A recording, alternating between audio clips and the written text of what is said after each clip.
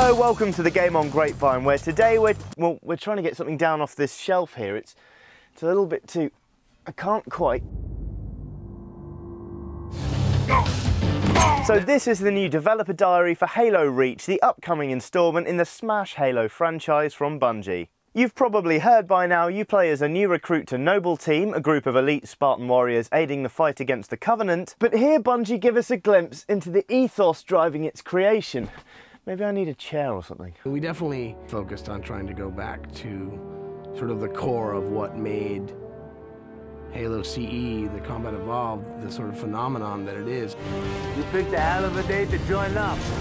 Bungie seem to be firing on some brand new cylinders for Reach. If anyone was disappointed with Halo 3 ODST not going the whole hog, then Halo Reach might well be the game they were looking for. Not only are they featuring some deliciously redesigned new weaponry, they're beefing up specifications left, right and centre. To pull off the vision for what we had for this game, we ended up gutting almost every part of the engine, retooling things to make it run faster, to make it run better, and look better.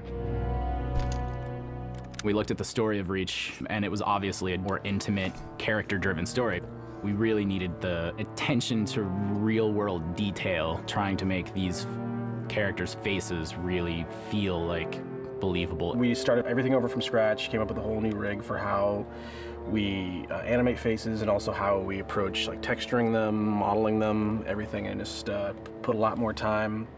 Difference about a couple million polygons. So it's clear Halo Reach is going to be a much more visually ambitious project, but that still doesn't explain why they chose a prequel rather than a sequel. We all had a desire to really flesh out the backstory of what happened prior to Master Chief and Cortana even entering the picture. We knew there were other Spartans, and it just seemed like such a rich area to tell a character-driven story with new characters. Well, yeah, that's the official Bungie line, but it's not one we completely buy. Bear in mind the Halo universe has one of the most complex, interweaving story arcs known to gaming kind.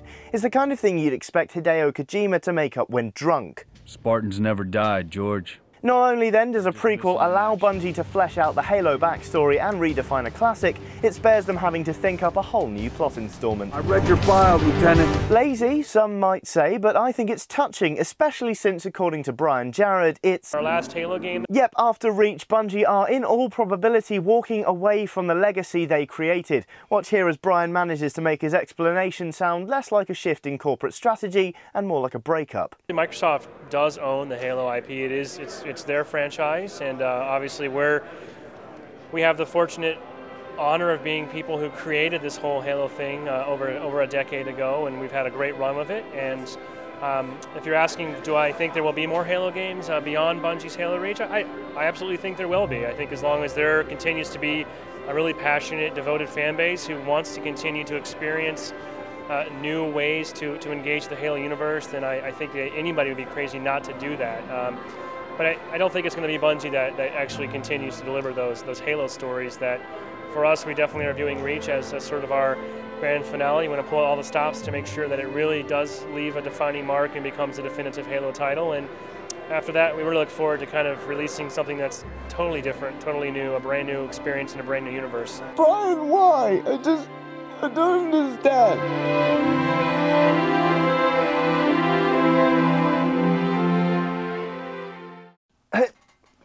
Oh, amazing.